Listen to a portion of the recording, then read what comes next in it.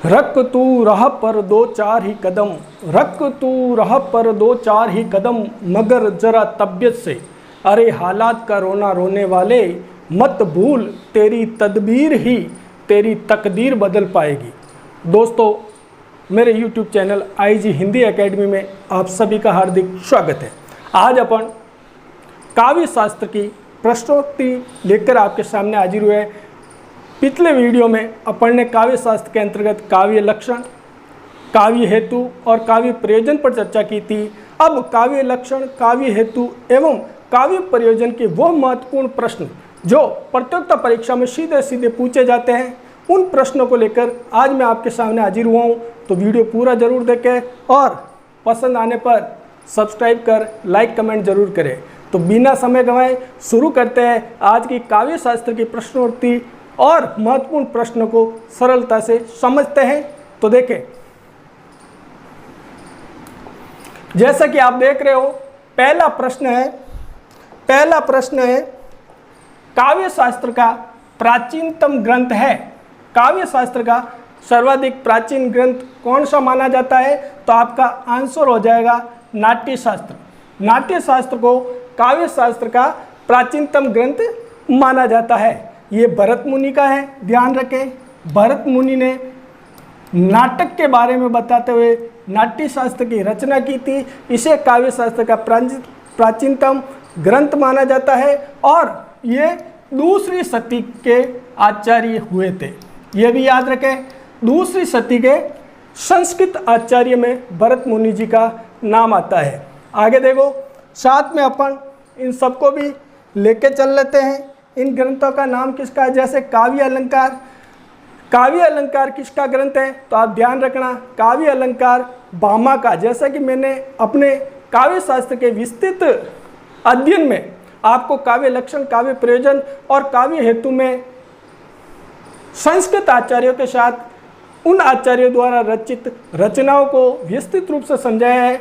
आप यदि गहराई से जानना चाहते हैं तो वीडियो जरूर देखें, ठीक है। तो देखो, काव्य अलंकार ग्रंथ किसका है? तो काव्य अलंकार भामा का है। किसका है? भामा का। ये भी साथ चले, संस्कृत आचार्य भामा ने काव्य अलंकार ग्रंथ लिखा था, क्योंकि भामा अलंकारवादी आचार्य माने जाते हैं, ठीक है। अब भामा की शती देख लेते हैं। तो आचार्य भामा सातवीं शती के प्रमुख संस्कृत आचार्य माने जाते हैं। साथ में ये भी देख लो, इनको अलंकारवादी आचार्य कहा जाता है, ठीक है। अलंकारवादी आचार्य माने जाते हैं। अगला देखो, अगला अपन देख लेते हैं काव्यदर्श। काव्यदर्श रचना किसने लिखी थी? तो आपका आंसर होना चाहिए, काव्यदर्श रचना लिखने वाले हैं आचार्य दंडी। दंडी ने काव्यदर्श रचना लिखी थी। अब साथ में इनकी शती भी देख लेते हैं। साथ में सारे एक प्रश्न के साथ अपन 5 प्रश्न तैयार करते हुए चल रहे हैं। तो फर्स्ट ग्रेड, सेकंड ग्रेड और कॉलेज व्याख्याता में जहाँ से भी प्रश्न बनेगा वो संपूर्णता से मैं आज आपको बताने वाला हूँ। तो वीडियो पूरा जरूर देखें और पसंद आने पर लाइक कमेंट जरूर करें। तो काव्यदर्श रचना है वो किसकी है? आचार्य दंडी की। आचार्य दंडी की रचना काव्यदर्श मानी जाती है। काव्यदर्श आचार्य दंडी की रचना है। दंडी, ध्यान रखना, दंडी 8वीं शती के प्रमुख संस्कृत आचार्य माने जाते हैं। कौन सी शती के है? 8वीं शती के है दंडी, ठीक है। और इनको रीति संप्रदाय का उद्भावक भी कहा जाता है, ये भी याद रखें। तो इनको रीति संप्रदाय का उद्भावक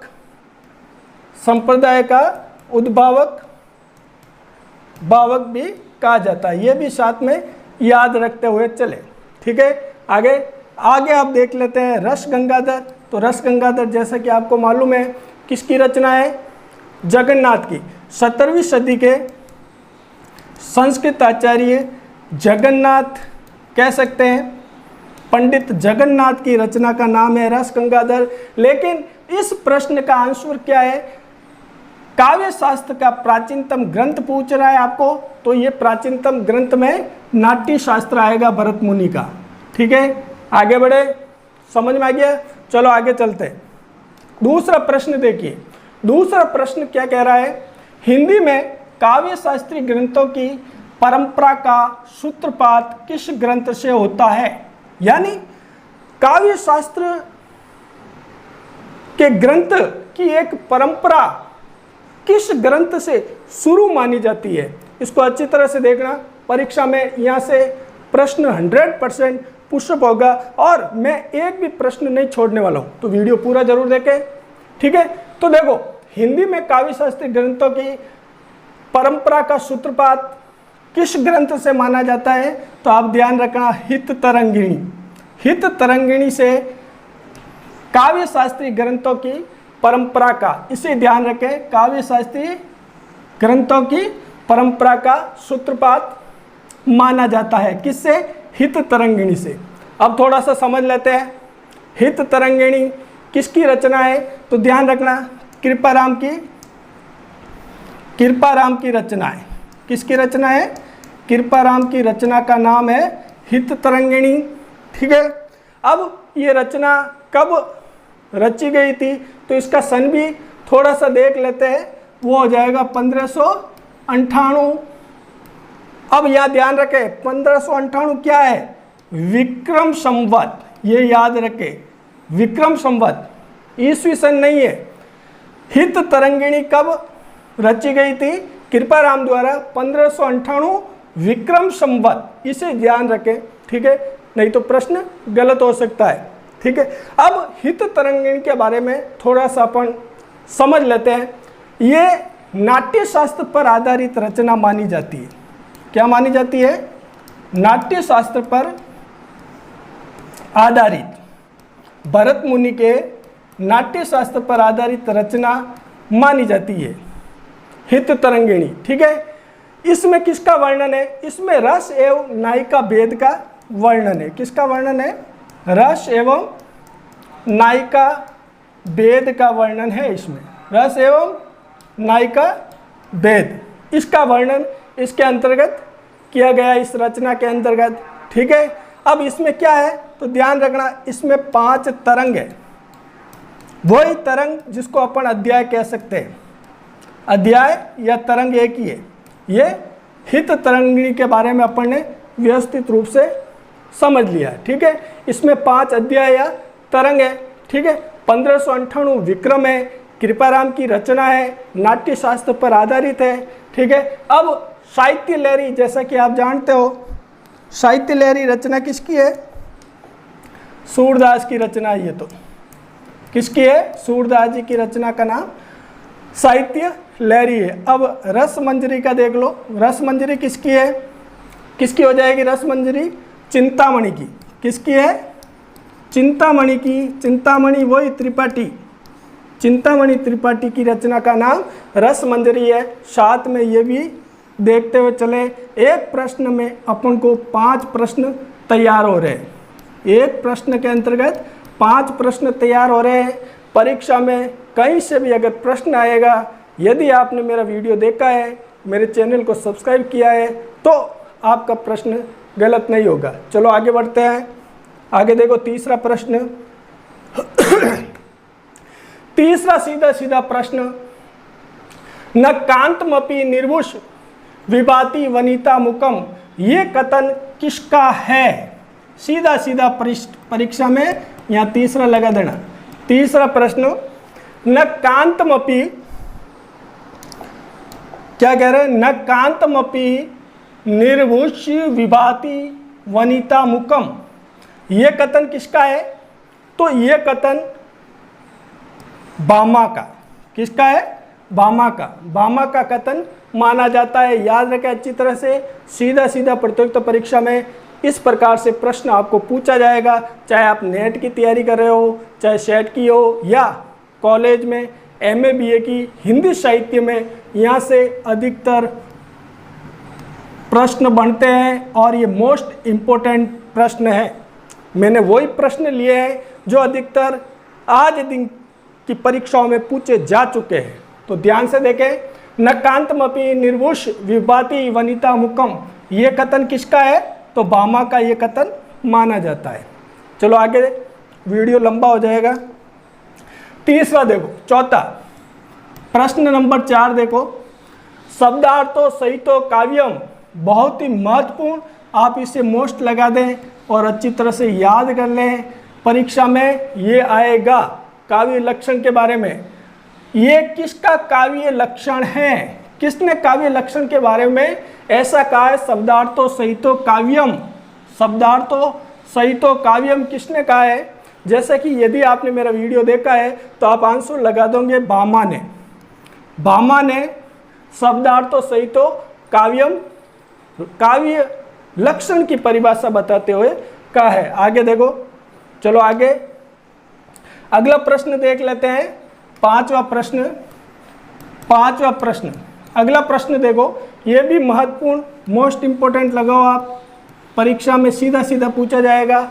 शरीर तावदिष्टार्थ व्युच्छिन्ना पदावली, काव्य की ये परिभाषा किसने दी?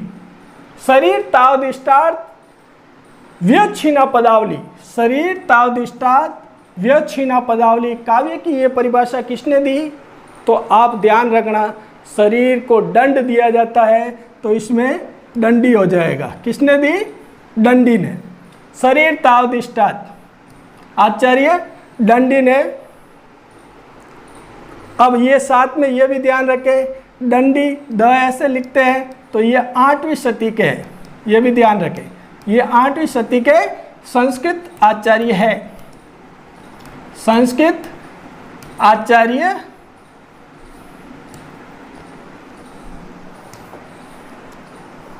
ये 8वीं शती के संस्कृत आचार्य माने जाते हैं दंडी। ठीक है, द ऐसे लिखा जाता है 8वीं शती। और इनका ग्रंथ जैसे कि मैं हर बार स्टार्टिंग में बता देता हूँ, दंडी से काव्य दर्श, काव्य दर्श, ये देखो द लिखा हुआ आ गया, द दंडी 8वीं शती और काव्य दर्श इसकी रचना। यहाँ पर यह ध्यान रखना, शरीर तावदिष्टार्थ व्युच्छिन्ना पदावली, काव्य ये परिभाषा किसने दी? तो दंडी। चलो आगे, अगला प्रश्न देखो, यह भी महत्वपूर्ण प्रश्न है और काव्य प्रयोजन की सर्वाधिक सर्वोत्तम मान्य परिभाषा को प्रदर्शित करने वाला तदोषो शब्दार्थो सगुणावलंकृति पूर्ण कवापी, ये परिभाषा किसकी है? तदोषो शब्दार्थो। तो आपका आंसर होना चाहिए मम्मट। मम्मट काव्य प्रयोजन, ये भी साथ में याद रखते हुए चले, काव्य प्रयोजन की सर्वाधिक उपयुक्त परिभाषा दी थी, सर्वाधिक मान्य कह सकते हैं। परिभाषा देने वाले कौन है काव्य प्रयोजन की? मम्मट कहते हैं तदोषो शब्दार्थो सगुणावलंकृति पूर्ण कवापी, ये परिभाषा किसकी है? तो आपका आंसर हो जाएगा मम्मट की है। ये महत्वपूर्ण प्रश्न है, अच्छी तरह से और नोट्स बना लें, यहाँ से प्रश्न बाहर नहीं जाएगा। महत्वपूर्ण, आपको 30-35 प्रश्न में लेके चलूँगा और हर प्रश्न बहुत ही ज़्यादा महत्वपूर्ण है। आगे बढ़े, चलो आगे देखो, अगला है, जैसे कि आपको मालूम है वाक्य रसात्मक काव्यम अधिकतर परीक्षा में पूछी जाती है। ये काव्य लक्षण, काव्य के लक्षण के बारे में बताते हुए किसने कहा था वाक्य रसात्मक काव्यम? तो वह से वह विश्वनाथ, पंडित विश्वनाथ ने। ध्यान रखना, पंडित विश्वनाथ, वह से पकड़ देना, ये भी कई बार परीक्षा में पूछी जाती है, मोस्ट इंपोर्टेंट। ठीक है, काव्य शास्त्र का एक भी प्रश्न गलत नहीं होने दूंगा, ध्यान रखना। और व्यवस्थित जानना चाहते हैं तो मेरे वीडियो को जरूर देखें। वाक्य रसात्मक काव्य, ये काव्य लक्षण प्रतिपादित किसके द्वारा है? तो पंडित विश्वनाथ। आपको मालूम हो तो विश्वनाथ की इसी परिभाषा को किसने? पंडित जगन्नाथ ने, जैसा कि मैंने वीडियो में बताया था, आलोचना की थी इन्होंने किसके? पंडित विश्वनाथ की, पंडित जगन्नाथ ने, कि वाक्य रसात्मक काव्य केवल वाक्य को काव्य, केवल वाक्य को काव्य नहीं माना जा सकता। ठीक है, ये परिभाषा का सबसे ज़्यादा आलोचना विरोध करने वाले कौन थे?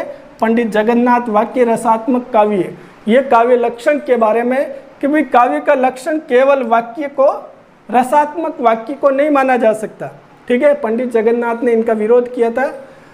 तो समझ में आ गया वाक्य रसात्मक काव्य परिभाषा किसकी है काव्य लक्षण के बारे में? तो आपका आंसर होना चाहिए पंडित विश्वनाथ, और मोस्ट इंपोर्टेंट है, ये भी ध्यान रखें। आगे चलो आगे, बहुत ही महत्वपूर्ण, मोस्ट मैंने सारी परिभाषाएं ले ली है जहाँ से प्रश्न बन सकता है। तो देखो, रमणीयात प्रतिपादक शब्द काव्यम, रमणीयात प्रतिपादक शब्द काव्यम। अब इसको कैसे याद करोगे, ध्यान रखना। पहला तो ये देख लो, जगन्नाथ की है ये।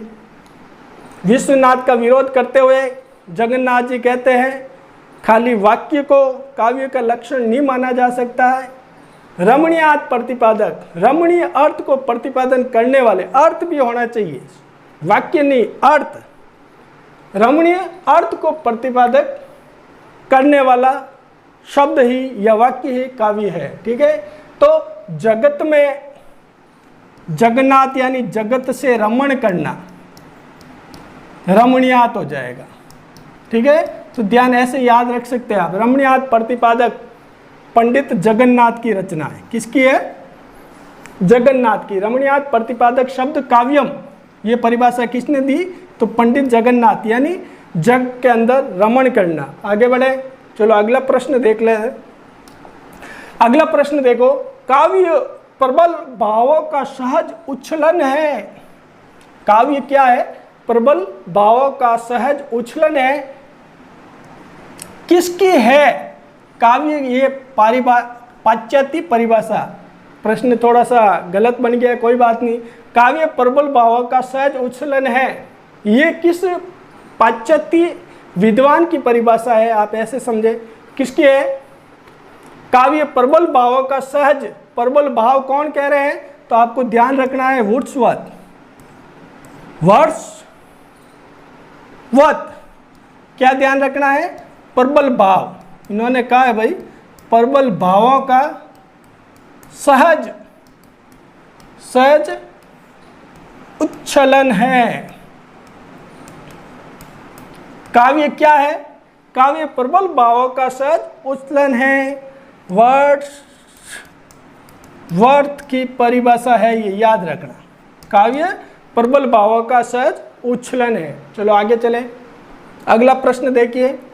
अगला प्रश्न है, सर्वोत्तम शब्दों का सर्वोत्तम क्रम कविता है। यह भी पाश्चात्य विद्वान है।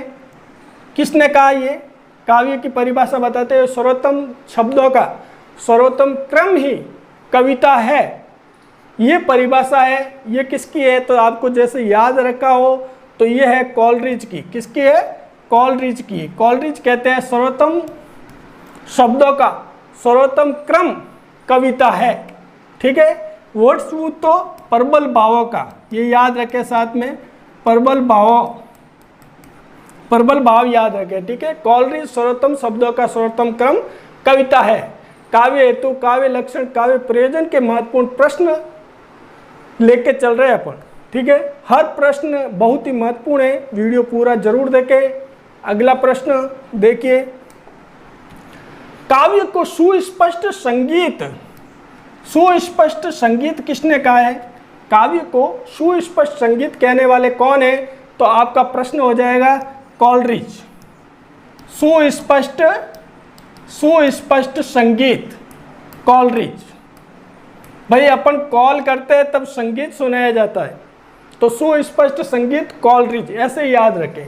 कौन है काव्य की सुस्पष्ट संगीत परिभाषा देने वाले? तो आपको आंसर होना चाहिए कॉलरिज। कॉलरिज सुस्पष्ट संगीत कहते हैं काव्य को। अगला प्रश्न, आगे चले, बहुत ही महत्वपूर्ण, रस दशा काव्य है, यह कथन किसका है? रस दशा हिंदी के प्रमुख आलोचक आचार्य शुक्ल रस दशा को काव्य मानते हैं, ये याद रखना। शुक्ल किसे मानते हैं?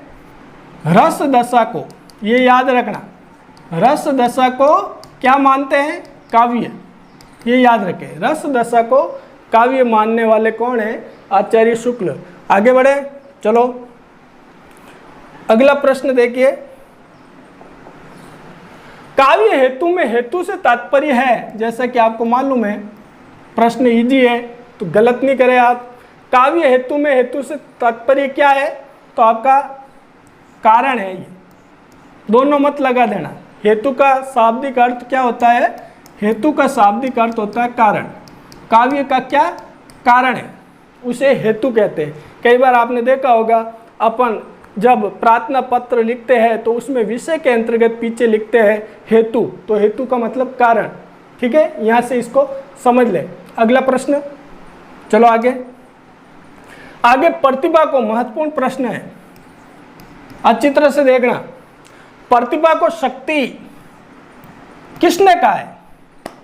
प्रतिभा को शक्ति किसने कहा है? तो ध्यान रखना, मोहम्मद ने भी कहा है, वामन ने भी प्रतिभा को शक्ति कहा है कि मुख्य है शक्ति प्रतिभा। रुद्र ने भी कहा है, तो इसका आंसर हो जाएगा इनमें से सभी। भाई प्रतिभा नहीं होगी तो कोई काव्य की रचना नहीं कर सकता। तो काव्य को शक्ति रूप में मम्मट, वामन, रुद्र सब ने माना है। आगे बढ़े, चलो अगला प्रश्न। अगला प्रश्न वेरी मोस्ट, बहुत ही महत्वपूर्ण प्रश्न है, अच्छी तरह से देख लें।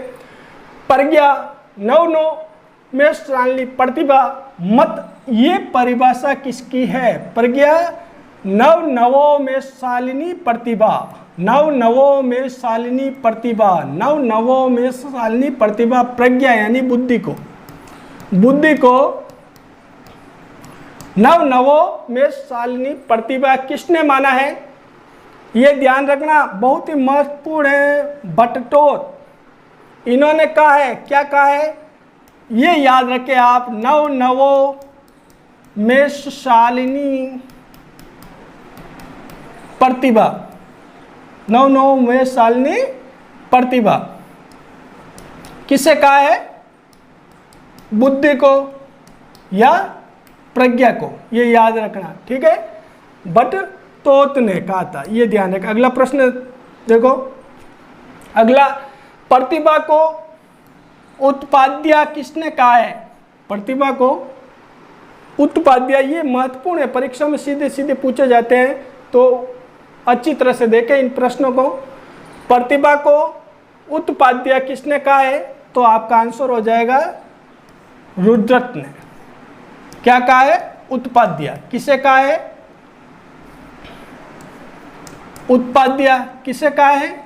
ये भी याद रखें, प्रतिभा को। प्रतिभा को क्या कहा है? उत्पाद्य कहा है। ठीक है, आगे बढ़े, चलो अगला प्रश्न। अगला प्रश्न, प्रतिभा रूपी बीज अंकुरित करने के लिए, प्रतिभा रूपी बीज अंकुरित करने के लिए व्युत्पत्ति और अभ्यास, व्युत्पत्ति और अभ्यास मिट्टी और जल के समान है, ये कथन है। मतलब इन्होंने क्या किया है, काव्य हेतु पर बताते हुए तीनों काव्य हेतु ले लिया है। ठीक है, तीनों काव्य हेतु का प्रतिभा रूपी बीज अंकुरित करने के लिए, तो एक तो हो गया काव्य हेतु, तीनों काव्य हेतु के बारे में चर्चा कर रहे हैं। काव्य हेतु जैसा कि मैंने आपको बताया था 3 है, कौन कौन से हैं? तो जैसा मैंने बताया था आपको, एक प्रतिभा है, दूसरी काव्य हेतु व्युत्पत्ति है, तीसरा काव्य हेतु अभ्यास है। तो इस एक परिभाषा से काव्य हेतु की तीनों प्रकार के बारे में बताया जा रहा है। प्रतिभा रूपी बीज अंकुरित करने के लिए व्युत्पत्ति और अभ्यास मिट्टी और जल के समान है, ये कथन किसका है? तो कई बार परीक्षा में सीधा सीधा ये भी बनेगा। और काव्य हेतु की एक परिभाषा में तीनों काव्य हेतु का वर्णन किसने किया है? तो आप ध्यान रखना, करने वाले कौन है? जयदेव। महत्वपूर्ण है, जयदेव की परिभाषा है ये। कौन है ये? जयदेव। इन्होंने एक परिभाषा के अंतर्गत तीनों काव्य हेतु का वर्णन कर दिया है कि प्रतिभा रूपी बीज अंकुरित करने के लिए व्युत्पत्ति और अभ्यास मिट्टी और जल के समान है। चलो आगे बढ़े, चलो आगे देखिए। अगला प्रश्न है राज शेखर ने, महत्वपूर्ण, कई बार परीक्षा में पूछा जा चुका है, राज शेखर ने प्रतिभा के कितने भेद किए हैं। जैसा कि आपने यदि मेरा काव्य हेतु का वीडियो देखा है तो ये आंसर इजी है आपके लिए। तो इन्होंने दो, एक तो कार्यति प्रतिभा और दूसरा भाविति प्रतिभा, भाविति प्रतिभा, ठीक है ना। तो इसका आंसर हो जाएगा 2। राज शेखर ने प्रतिभा के 2 भेद किए, कार्यति कवि से संबंधित और भाविति पाठक से संबंधित मानी गई है, ठीक है। पाठक या भावक, भाव को ग्रहण करने वाला, और इसको माना गया है कवि से, ठीक है। याद रखें, महत्वपूर्ण प्रश्न है, परीक्षा में सीधा सीधा पूछा जाता है। अगला प्रश्न, चलो आगे। कवि को काव्य संचार का प्रजापति किसने कहा है। काव्य संचार का प्रजापति, महत्वपूर्ण प्रश्न। कवि को काव्य संचार का प्रजापति किसने कहा है। तो ध्यान रखना, आपने यदि अग्नि पुराण की परिभाषा देखी है तो उसमें सीधा सीधा कवि को काव्य संचार का प्रजापति कहा जाता है। तो आंसर हो जाएगा अग्नि पुराण। ध्यान रखना, अग्नि पुराण के अंतर्गत कवि को काव्य संचार का प्रजापति कहा गया है, ठीक है। आगे बढ़े, चलो आगे। अगला प्रश्न देखिए, निपुणता शब्द का प्रयोग व्युत्पत्ति के लिए किसने किया। निपुणता शब्द का प्रयोग व्युत्पत्ति के लिए किसने किया। याद हो तो काव्य हेतु बताते हुए आचार्य मम्मट ने व्युत्पत्ति के लिए, व्युत्पत्ति को इन्होंने क्या कहा था, निपुणता कहा था। याद रखना, निपुणता, व्युत्पत्ति को कहने वाले कौन है, आचार्य मम्मट। आचार्य मम्मट ने व्युत्पत्ति को निपुणता कहा है। किसको कहा, व्युत्पत्ति को। काव्य हेतु व्युत्पत्ति को निपुणता कहने वाले कौन है, तो ये हो जाएंगे आचार्य मम्मट। आगे बढ़े, चलो अगला प्रश्न। प्रतिभा के अभाव में कार्य सर्जन हो सकता है, इस मत के एकमात्र प्रतिपादक थे। कौन है भाई, कि भाई प्रतिभा के अभाव में भी काव्य सर्जन हो सकता है। महत्वपूर्ण प्रश्न बनता है भाई, दंड दिया जाना चाहिए भाई। तो कौन है, आचार्य दंडी। भाई दंडी कह रहे किसी में अगर प्रतिभा नहीं है तो भी वो काव्य सर्जन कर सकता है। मैं तो नहीं मानता, दंडी, आचार्य दंडी मान रहे हैं, कोई बात नहीं, 8वीं शती के आचार्य है, अपन 21वीं शती के हैं, तो दंडी जी कह रहे हैं। तो ध्यान रखना, प्रतिभा के अभाव में भी काव्य सर्जन कौन मानते हैं, दंडी जी मान रहे हैं। अब क्या कर सकते हैं, ये 8वीं शती के आचार्य है, अपन 21वीं शती के, मैं तो नहीं मानता। तो आप ध्यान रखना, किसने कहा, दंडी ने। दंडी क्या कह रहे हैं, प्रतिभा के अभाव में भी काव्य सर्जन हो सकता है।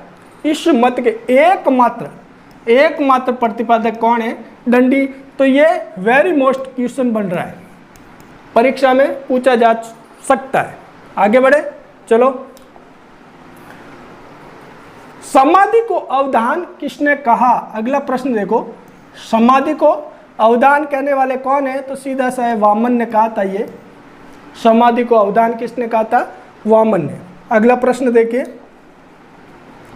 बहुत ही महत्वपूर्ण, वेरी मोस्ट, ये परिभाषा कई बार फर्स्ट ग्रेड, कॉलेज व्याख्याता और नेट सेट में सीधी सीधी पूछी जाती है, तो इसे आप पूरी याद कर लें। कवित्व बीज प्रतिभान, कवितस्य बीजम, कवित बीज प्रतिभानम, कवितस्य बीजम, ये कथन किसका है, तो ये आचार्य वामन का। बीज, बीच में से डंडी हटा दो आप, तो वामन हो जाएगा, ठीक है। कवित बीज प्रतिभानम, कवितस्य बीजम, वामन। किसकी परिभाषा है? महत्वपूर्ण है, वेरी मोस्ट, ध्यान रखना, सीधी सीधी परीक्षा में पूछी जाएगी। तो आचार्य वामन ने ये परिभाषा दी थी। अगला प्रश्न देखिए, मैंने महत्वपूर्ण 35 प्रश्न लिए हैं और यहीं से आपको काव्य शास्त्र के प्रश्न मिलेंगे। यहाँ से एक भी प्रश्न बाहर नहीं जाएगा, मेरा विश्वास रखें और वीडियो संपूर्ण देखें और पसंद आ जाए तो लाइक कमेंट करें और सब्सक्राइब नहीं किया है तो मेरे चैनल को सब्सक्राइब दोस्तों जरूर करें। देखो अगला प्रश्न क्या है? काव्य का प्रयोजन बहुत ही मोस्ट वेरी मोस्ट, काव्य का प्रयोजन दृष्ट और अदृष्ट किसने माना है?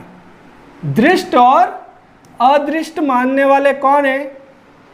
काव्य का प्रयोजन के बारे में कि भाई काव्य का प्रयोजन दृष्ट और अदृष्ट,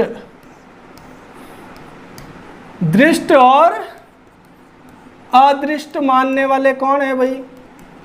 दृष्ट और अदृष्ट मानने वाले कौन है? तो आप ध्यान रखना, ये भी आचार्य वामन है। कौन है? वामन। काव्य प्रयोजन को दृष्ट और अदृष्ट मानने वाले कौन है? आचार्य वामन।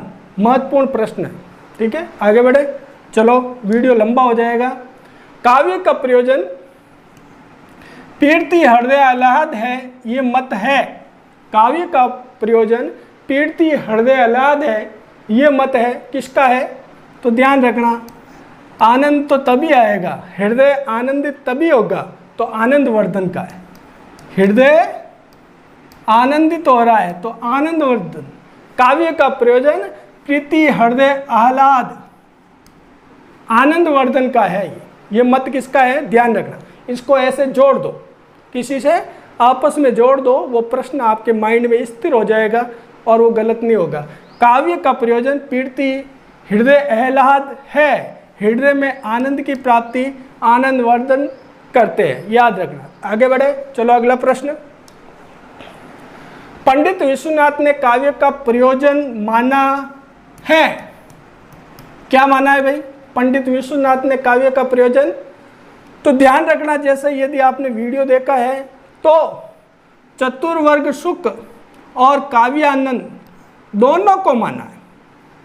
पंडित विश्वनाथ ने चतुर्वर्ग सुख और काव्य आनंद दोनों, आपने देखा होगा, धर्म अर्थ पुरुषार्थ चतुर्थ, धर्म अर्थ मोक्ष काम, चारों पुरुषार्थ मानने वाले और काव्य आनंद मानने वाले कौन है? विश्वनाथ ने काव्य का प्रयोजन माना है, तो दोनों आएगा, इसमें ध्यान रखना, ठीक है। अगला प्रश्न देखिए, काव्य शास्त्र में किस आचार्य के द्वारा प्रतिपादित काव्य प्रयोजन सर्वाधिक मान्य है? मैंने बताया आपको, ये महत्वपूर्ण प्रश्न बन रहा है, प्रतिष्ठित एवं सर्वोत्कृष्ट माना गया है। तो very very most important question, ठीक है। तो कौन है? काव्य प्रयोजन को मम्मट, काव्य प्रयोजन को सर्वाधिक मान्य प्रतिष्ठित सर्वोत्कृष्ट माना गया, किसके काव्य प्रयोजन को? मम्मट को, ठीक है। काव्य शास्त्र में किस आचार्य के द्वारा प्रतिपादित काव्य प्रयोजन को सर्वाधिक? तो आप ध्यान रखना, मम्मट, ठीक है। अगला प्रश्न देखिए, अगला है मम्मट द्वारा, ये भी मोस्ट इंपोर्टेंट है। देखें, मम्मट द्वारा प्रतिपादित 6 काव्य प्रयोजनों में शिवते शर्ते, ध्यान रखना, शिवेतर शतय का क्या अभिप्राय है? क्या मतलब होता है इसका? तो ध्यान रखना, इसका मतलब होगा लोकहित। क्या मतलब हो जाता है? लोकहित। कई बार परीक्षा में सीधा सीधा पूछ लिया जाता है, आपसे पूछा जाएगा शिवेतर शतय का क्या मतलब होता है, तो आपका आंसर होना चाहिए लोकहित। याद रखें, क्या आंसर हो जाएगा? लोकहित, मोस्ट इंपोर्टेंट। अगला प्रश्न देखिए, मम्मट द्वारा प्रतिपादित काव्य प्रयोजन में सद्य परिनिर्वृत्ति वेरी वेरी मोस्ट, याद ध्यान रखें, सारे महत्वपूर्ण प्रश्न लिए मैंने। मम्मट द्वारा प्रतिपादित काव्य प्रयोजन में सद्य परिनिवृत्ति का अर्थ है, क्या अर्थ हो जाएगा इसका? सद्य परिनिवृत्ति का, तो ये हो जाएगा इसका अर्थ आत्म शांति। क्या हो जाएगा? याद रखें, यहां से प्रश्न पूछा जाता है कई बार, तो आपका आंसर हो जाएगा आत्म शांति। मम्मट द्वारा प्रतिपादित काव्य प्रयोजन के बारे में बता रहा हूं। सद्य परिनिवृत्ति का क्या मतलब होगा? आत्म शांति हो जाएगा। क्या मतलब हो जाएगा? आत्म शांति, इसका आंसर हो जाएगा। अगला प्रश्न, अगला देखिए, महत्वपूर्ण है, आप आंसर दे सकते हो इसका। कीर्ति बनिति भूति भल सोई सुरसरी सम सब का हित होई। काव्य प्रयोजन के संबंध में ये मत है। भक्तिकालीन सगुण काव्य धारा के, राम भक्ति काव्य धारा के प्रमुख आचार्य तुलसीदास जी कह रहे हैं कीर्ति बनिति भूति भल सोई सुरसरी सम सब कह हित होई। काव्य प्रयोजन के संबंध में ये मत किसका है? तुलसीदास जी का ये मत है, ध्यान रखना। आगे बढ़े, चलो अगला प्रश्न देखिए, महत्वपूर्ण है, मोस्ट। केवल मनोरंजन न कवि का कर्म होना चाहिए, उसमें उचित उपदेश का मर्म होना चाहिए, ये कथन है। केवल मनोरंजन न कवि का कर्म होना चाहिए, उसमें उचित उपदेश का मर्म होना चाहिए, तो ये कह रहे हैं गुप्त जी। ठीक है, आगे बढ़े, चलो। साहित्य का प्रयोजन आत्मा अनुभूति है, यह भी प्रश्न कई बार पूछा जा चुका है। तो आत्मा अनुभूति मानने वाले कौन है? आत्मा अनुभूति मानने वाले हैं नंद दुलारे वाजपेयी। आत्मा अनुभूति, साहित्य का प्रयोजन आत्मा अनुभूति मानने वाले कौन है? नंद दुलारे वाजपेयी जी काव्य का प्रयोजन आत्मा अनुभूति मानते हैं। समझ में आ रहा है? बहुत ही महत्वपूर्ण प्रश्न है। अगला प्रश्न देखिए, अगला प्रश्न है साहित्य का प्रयोजन मानव हित। मानव हित किसने माना है? साहित्य का प्रयोजन आपने देखा होगा, तो जैसे मैंने काव्य प्रयोजन पढ़ाया था, उसमें हजारी प्रसाद द्विवेदी जी मानव हित को प्रमुख काव्य प्रयोजन मानते हैं। तो मानव हित मानने वाले कौन हैं? तो आपका आंसर होना चाहिए मानव हित हजारी प्रसाद। ऐसे याद कर ले आप, याद हो जाएगा। हित, हित हजारी प्रसाद, पंडित हजारी प्रसाद द्विवेदी। हजारी प्रसाद द्विवेदी जी ने मानव हित, हित से पकड़ लेना, काव्य का प्रयोजन मान रहे हैं। अगला प्रश्न, सद्य परिणति प्रयोजन है, ये वापस प्रश्न आ गया, कोई बात नहीं, इंपॉर्टेंट है, मोस्ट। अब इसमें इसके सद्य परिणति प्रयोजन है, किसकी है, इसके बारे में पूछ रहा है। सद्य परिणति प्रयोजन किसकी है? तो ये हो जाएगा कविनिष्ठ है। ये किसकी है? कविनिष्ठ है। दोस्तों, वीडियो कैसा लगा लाइक कमेंट कर ज़रूर बताएं, और मेरे चैनल को सब्सक्राइब नहीं किया है और आप चाहते हैं हिंदी साहित्य के इसी प्रकार से टॉपिक मैं आपके सामने लाता रहूं, ठीक है, तो सपोर्ट कीजिए दोस्त। और यदि आपने सब्सक्राइब नहीं किया तो मेरे चैनल को सब्सक्राइब ज़रूर करें। नमस्कार दोस्तों।